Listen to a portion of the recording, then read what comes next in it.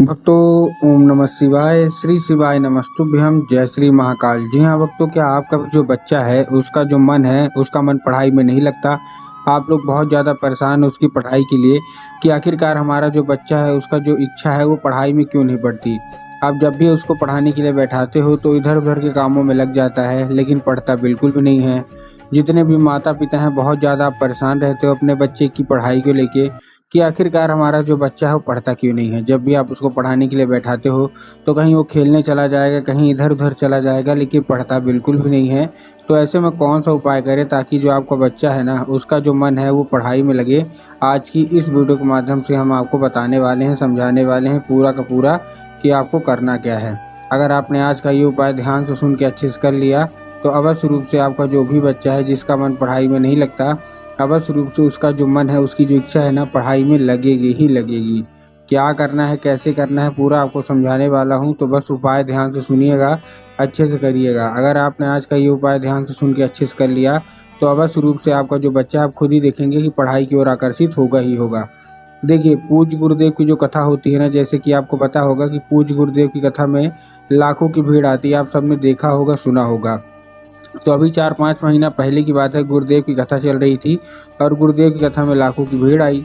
जब गुरुदेव की कथा में लाखों की भीड़ आई तो वहाँ ज़्यादातर जो भक्त थे ना उन्होंने क्या किया, पत्र के द्वारा। एक चीज़ आपको पता होगी कि गुरुदेव की कथा में पत्र के द्वारा लोग मनोकामना अपनी गुरुदेव तक पहुँचाते हैं। तो गुरुदेव की कथा में लोग आए तो उन्होंने क्या किया, पत्र के द्वारा अपनी उनकी जो भी इच्छा थी ना, पत्र के द्वारा अपनी मनोकामना गुरुदेव तक पहुँचाई।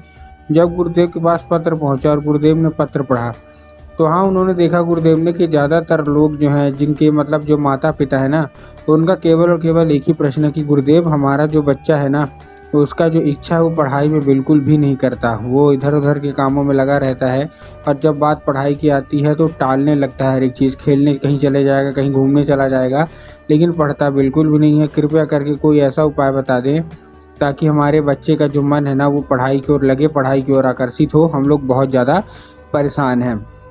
जब गुरुदेव ने देखा तब गुरुदेव ने 2 से 3 उपाय बताए और कहा केवल और केवल ये उपाय कर लेना, तुम्हारा जो भी बच्चा है जिसका मन पढ़ाई में नहीं लगता ना, अवश्य रूप से उसका जो मन है उसकी जो इच्छा है वो पढ़ाई की ओर लगेगी ही लगेगी। जब गुरुदेव ने 2 से 3 उपाय बताए तो लोगों ने जा जाके इस उपाय को अपने घर में करना शुरू कर दिया। अब जैसे ही लोगों ने जा जाके इस उपाय को अपने घर में करना शुरू कर दिया, वही लोग गुरुदेव की कथा में 1 से 1.5 महीने के बाद वापस आए।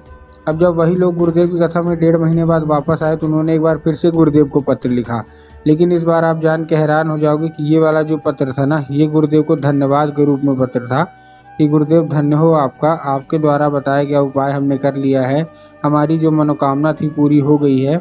हमारा जो बच्चा था जिसका मन पढ़ाई में बिल्कुल भी नहीं लगता था ना, अब वो बिना बोले बिना कुछ कहे पढ़ाई की ओर आकर्षित होता है, अपने आप पढ़ने लगता है, हमको कुछ बोलने की ज़रूरत नहीं पड़ती। आपका कोटि कोटि धन्यवाद। तो देखिए, जो लोग भी मेरी आवाज़ सुन रहे हैं, अगर आपको भी जानना है कि आखिर ऐसा कौन सा उपाय है जिसको करने मात्र से जो बच्चे होते हैं ना वो बिना बोले बिना कुछ कहे केवल और केवल पढ़ाई करते हैं, तो चलिए हम बताते हैं आपको आज की इस वीडियो के माध्यम से कि आपको करना क्या है। उपाय पूरा का पूरा सुनिएगा, अच्छे से करिएगा। अगर आपने आज का ये उपाय ध्यान से सुन के अच्छे से कर लिया तो अवश्य रूप से आप देखेंगे कि आपके बच्चे का मन पढ़ाई की ओर लगेगा ही लगेगा, ठीक है। लेकिन उससे पहले चैनल पे अगर पहली बार आए हैं और आवाज़ मेरी पहली बार सुन रहे हैं तो वीडियो को कर दें लाइक और चैनल को भी कर लें सब्सक्राइब, ताकि पूजनीय पंडित प्रदीप जी मिश्रा के रोज़ नए नए उपाय जो कि मैं उनकी कथा से सुनता हूँ, श्रवण करता हूँ, सबसे पहले मैं आपको प्राप्त करा सकूँ, ठीक। तो देखिए, जो हमारा सबसे पहला उपाय है वो 3 काली तिल और 1 धतूरे का उपाय है। अब 3 काली तिल और 1 धतूरे का उपाय आपको देखिए करना कैसे है। इस उपाय में आपको लेना क्या है, इस उपाय में आपको 3 काली तिल लेना है और साथ साथ में क्या लेना है, 1 धतूरा। अब देखिए, काली तिल और काली मिर्च में ना बहुत सारे लोगों के मन में कन्फ्यूज़न आता है कि हमको काली तिल लेना है कि काली मिर्च लेना है, हमको थोड़ा साफ साफ बताइए। तब गुरुदेव ने बहुत ही साफ साफ बताया है कि आपको क्या लेना है इस उपाय में। आपको इस उपाय में काली तिल लेना है और साथ साथ में 1 धतूरा लेना है, ठीक। ले लिया, लेने के बाद आपको करना क्या है, जैसे आपने ले लिया, लेने के बाद इसको लेके अपने बच्चे के हाथ में देके इसको भेज दीजिए सीधा सीधा शिव मंदिर। अब आपका बच्चा जैसे ही शिव मंदिर पहुंचेगा, शिव मंदिर पहुंचने के बाद उसको बोलिएगा कि दक्षिण दिशा में खड़ा हो जाए और उत्तर की ओर अपना चेहरा कर ले।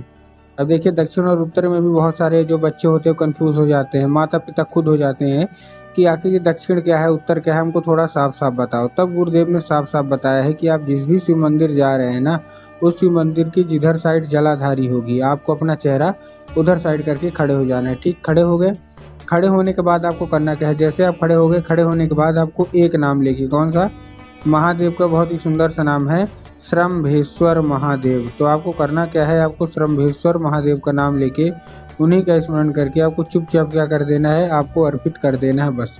पूज्य गुरुदेव कहते हैं कि अगर आपके बच्चे ने श्रम्भेश्वर महादेव का नाम लेके ये उपाय किया ना, तो अवश्य रूप से मनोकामना आपकी पूरी होगी ही होगी और आपका जो बच्चा है वो पढ़ाई की ओर आकर्षित होगा ही होगा। ठीक, ये था हमारा कौन सा, ये था हमारा पहला उपाय। अब हम चलते अपने दूसरे उपाय की ओर। ये इस उपाय को जितने भी माताएं हैं उनको करना है, ये मतलब और किसी को नहीं करना, जितने भी माताएं हैं उनको करना है। इस उपाय में आपको एक लाल फूल चाहिए। क्या चाहिए? केवल और केवल एक लाल फूल चाहिए।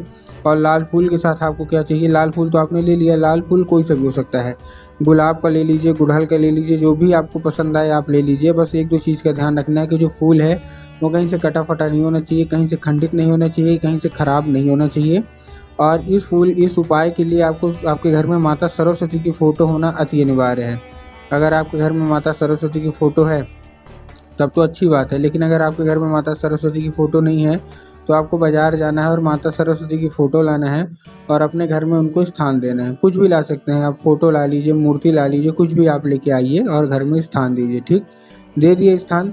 देने के बाद आपको करना क्या है, जैसे आपने स्थान दिया, स्थान देने के बाद आपको करना क्या है, शाम के वक्त जब आपके घर में पूजा पाठ होती है ना, तो आपको शाम को क्या करना है, आपको वो लाल फूल माता सरस्वती को अर्पित करना है। और माता सरस्वती को लाल फूल अर्पित करने के बाद माता से उसको औषधि के रूप में मांगना है कि माता कृपया करके हमको इसको औषधि के रूप में प्रदान करिए। हमारा जो बच्चा है ना, उसका जो मन है पढ़ाई में बिल्कुल भी नहीं लगता। अब क्या है, अब वो औषधि का रूप ले लेगा।